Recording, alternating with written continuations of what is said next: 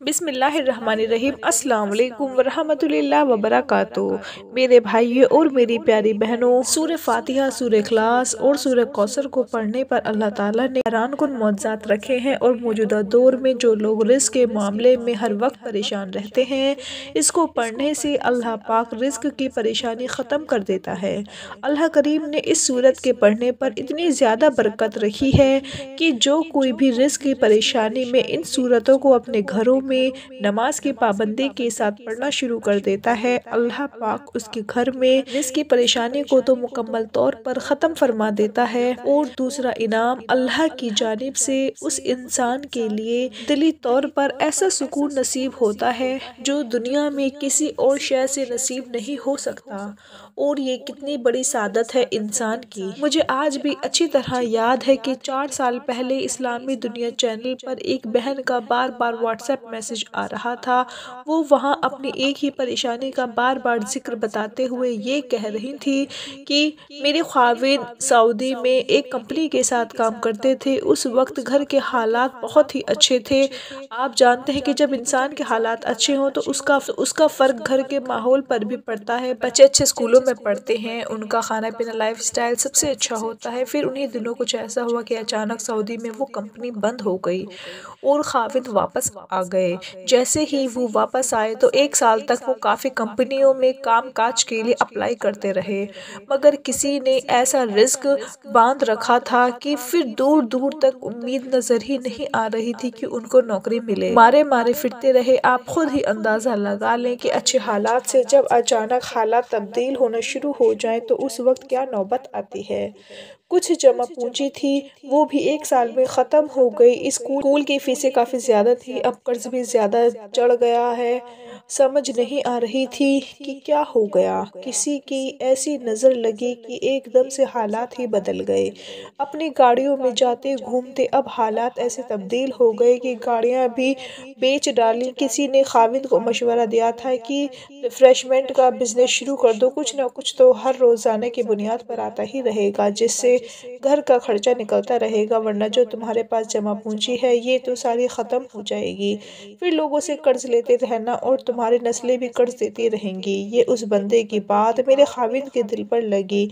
उन्होंने मुझसे मशवरा किया तो मैंने भी उन्हें काम की इजाज़त दे डाली। फिर उन्होंने रिफ्रेशमेंट का काम शुरू किया तो वो भी नहीं चल रहा, बड़ी मुश्किल से उसका किराया पूरा होता है। आपके चैनल इस्लामिक दुनिया को सब्सक्राइब किया हुआ है, वहाँ पर आपके वजीफ़ा देखे तो समझ नहीं आ रहा था कि कौन सा वजीफ़ा करूँ। जब इंसान परेशानी में होता है तो उसको समझ ही नहीं आता कि कोई बताता है कि ये पढ़ लो, कोई बताता है वो पढ़ लो, हालात बदल जाएंगे। किसी ने बताया जादू है, किसी ने तावीज़ किए हैं, काफ़ी जगहों से इलाज भी करवाया, मगर कोई फ़र्क नहीं पड़ा। जब यही परेशानी बता रही थी तो उनको सूरह फातिहा, सूरह कौसर और सूरह इखलास का वजीफ़ा करने को दिया। जैसे ही उन्होंने ये अमल शुरू किया तो साथ साथ वो बहन राब्ते में थी। फिर बस 1 महीना ही गुजरा था कि उन्होंने दोबारा मैसेज किया। अल्हम्दुलिल्लाह अल्लाह करीम ने कारोबार इस तरह बढ़ाया कि खाविंद का रिफ्रेशमेंट का काम ऐसा चल पड़ा। अब 1 महीने में बहुत अच्छे से रिकॉर्ड आमदनी हुई। हमने उनको ये बताया, बहन आप इस अमल को जारी रखिए, इससे आपको इतनी मालो दौलत हासिल होगी कि आपकी नस्लों के लिए काफ़ी होगी। अल्लाह पाक आपको इस अमल से ऐसा रिस्क जारी फरमा देगा कि वो 7 नस्लों तक कभी ख़त्म नहीं होगा। फिर 1 महीने पहले उस बहन का मैसेज आया, इस्लामिक दुनिया हम आपसे मिलना चाहते हैं। वो मिलने के लिए आए। उन्होंने बताया कि अल्हम्दुलिल्लाह इस अमल से अल्लाह पाक ने ऐसी बरकत डाली। शहर में मस्जिद 5 ब्रांचें हम लोगों ने ओपन की हैं। अल्हम्दुलिल्लाह हर ब्रांच से इतना हासिल हो रहा है कि शाम को पैसों की झोलियाँ भर जाती हैं। उन्होंने खुद ये बात बताई कि मैंने जिसको भी ये अमल करने को दिया उनके हालात अचानक से तब्दील हो जाते हैं। हमने इस अमल को अभी तक जारी रखा हुआ है।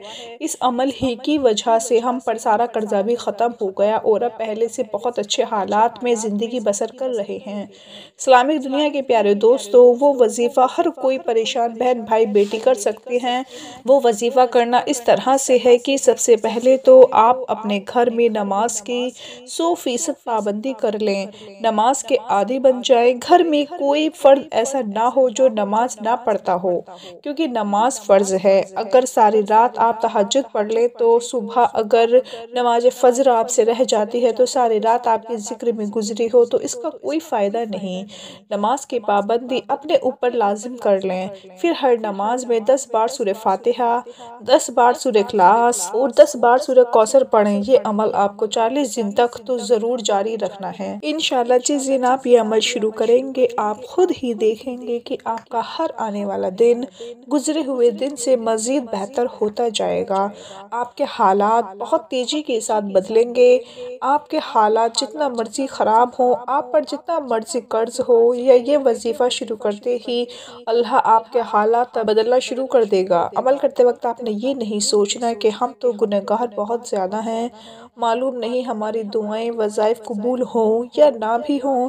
تو پیارے دوستو، آپ مکمل یقین کے ساتھ اس عمل کو جاری رکھیں گے تو اللہ کی ذات پر امید ہوگی، رب کریم کبھی آپ کو مایوس نہیں کرے گا، وہ تو اس کو بھی نوازے گا، اس کے ساتھ نسلیں بھی آباد رہیں گی اور اس رزق سے فائدہ اٹھائیں گی اور کسی کی محتاج نہیں ہوں گی۔